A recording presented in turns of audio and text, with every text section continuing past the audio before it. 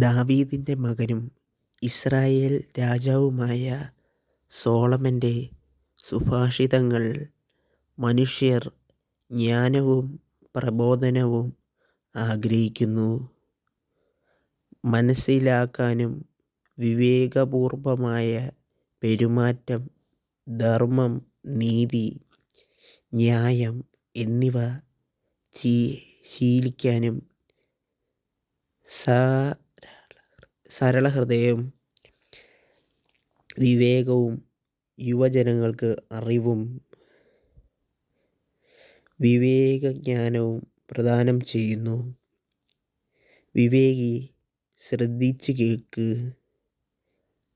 അറിവ് വർദ്ധിക്കാനും നിങ്ങൾ ദൈവത്തിനോട് പ്രാർത്ഥിക്കുക. ദൈവം ഫലം തരും. നിങ്ങൾ ദൈവത്തിനായി ഈ ചാനൽ സബ്സ്ക്രൈബ് ചെയ്യുക.